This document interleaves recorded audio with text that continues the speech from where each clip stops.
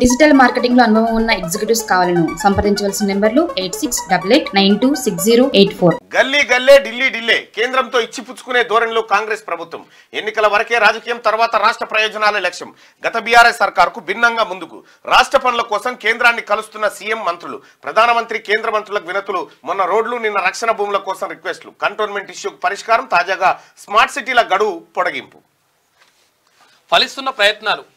ఇక రాష్ట్ర ప్రభుత్వ చొరవతో కంటోన్మెంట్ వాసులు చిరకాల కోరికను కేంద్ర ప్రభుత్వం నెరవేర్చింది. జీహెచ్ఎంసీలో కంటోన్మెంట్ ఏరియా విలీనానికి ఆమోదం తెలుపుతూ 2 రోజుల కిందటనే ఉత్తర్వులు జారీ చేసింది. ఈ ఏడాది మార్చి 5న రాష్ట్ర పర్యటనకు వచ్చిన ప్రధాని మోడీకి కంటోన్మెంట్ విలీన ప్రక్రియపై సీఎం రేవంత్ రెడ్డి వినతి పత్రం ఇచ్చారు. ఆ తర్వాత రక్షణ శాఖ మంత్రిని కలిసి విజ్ఞప్తులు చేశారు. ఈ ఎఫెక్ట్తో ఎంతో కాలంగా పెండింగ్ లో ఉన్న విలీన ప్రక్రియకు శుభం కార్డు పడింది.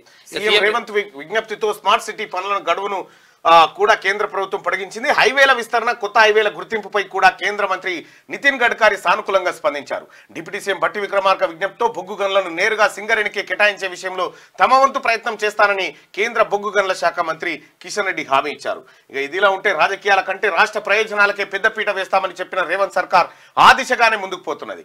రాష్ట్ర అభివృద్ధి కోసం కేంద్రంతో ఇచ్చిపుచ్చుకునే ధోరణి అవలంబిస్తున్నది. వివిధ రంగాల్లో రాష్ట్రానికి రావాల్సిన నిధుల కోసం వీలు చేసుకొని మరీ ప్రధాని మోడీని, కేంద్ర మంత్రులను సీఎం, రాష్ట్ర మంత్రులు కలుస్తూ ఒత్తిడి పెంచుతున్నారు. ఇక్కడి పరిస్థితులను వివరించి నిధులు తీసుకొచ్చేందుకు ప్రయత్నిస్తున్నారు. కేంద్రం నుంచి మనకు రావాల్సిన వాటా విషయంలో గత బీఆర్ఎస్ సర్కార్కు భిన్నంగా ప్రస్తుత కాంగ్రెస్ ప్రభుత్వం అడుగులు వేస్తున్నది. ఈ ప్రయత్నాలు ఫలితాలను ఇస్తున్నాయి. భేషజాలు పక్కన పెట్టి ఇటీవల సుమారు వారం రోజులు ఢిల్లీ పర్యటనలో సీఎం రేవంత్ రెడ్డి పార్టీ వ్యవహారాల కంటే రాష్ట్ర ప్రభుత్వ వ్యవహారాలకే ఎక్కువ ప్రయారిటీ ఇచ్చారు.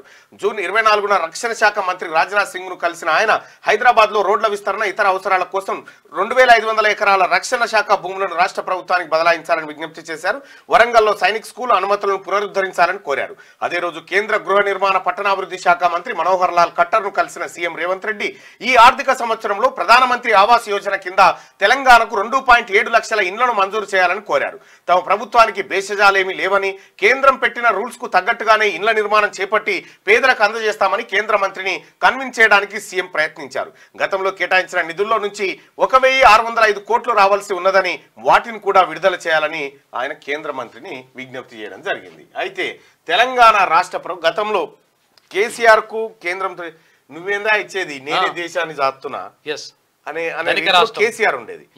ఎట్లా అంటే ఇది మాది ధనిక రాష్ట్రం, ముమ్మాడికి ధనిక రాష్ట్రం, మా తన అడగోలుగా పైసలు ఉన్నాయి అని చెప్పి కేసీఆర్ చెప్పిండు. డొల్లా అన్న సంగతి తర్వాత తెలిసింది.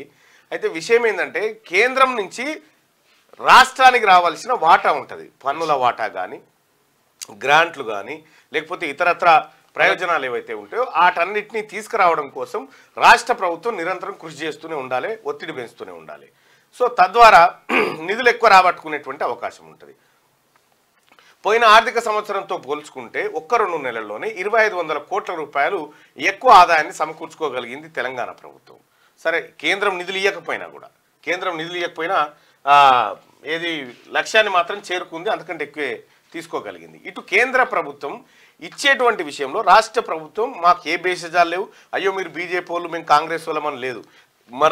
ఇద్దరేమో కలిసి రాష్ట్రంలో ఉన్నటువంటి ప్రజల ప్రయోజనాలు నెరవేర్చాలి కాబట్టి రావాల్సిన వాటా ఇవ్వండి, మేము సఖ్యతగా ఉంటాం. మీరు గతంలో కేసీఆర్ వాళ్ళు కట్టించే 70 ఇళ్ళు కావన్నా డబుల్ బెడ్రూమ్ ఇల్లు కడతా చూడన్నాడు, ఆ పైసలు ఆయనతో తప్పుకున్న మింగిండి ఒడిచిపోయాడు.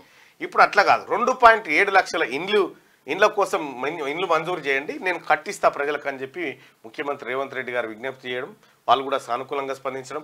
మరోవైపు సింగరేణి బొగ్గు నేరుగా సింగరేణికే కేటాయించేటట్టు, ఈ వేలం గీలం లేకుండా సింగరేణికే కేటాయించేటట్టు చూడాలని డిప్యూటీ సీఎం భట్టి విక్రమార్క గారు చెప్పడం, కేంద్రం సానుకూలంగా స్పందించడం. గతంలో ఏం చేసిండు కాక, ఏది ఫసల్ బీమా యోజన కానీ, లేకపోతే ఆయుష్మాన్ భారత్ కానీ మేము కేంద్ర ప్రభుత్వంలో పథకాల్లో చేరమని చెప్పి చెప్తే మనకు నష్టం జరిగింది. డిజిటల్ మార్కెటింగ్ లో అనుభవం ఉన్న ఎగ్జిక్యూటివ్స్ కావాలను సంప్రదించవలసిన నెంబర్లు 8688906084.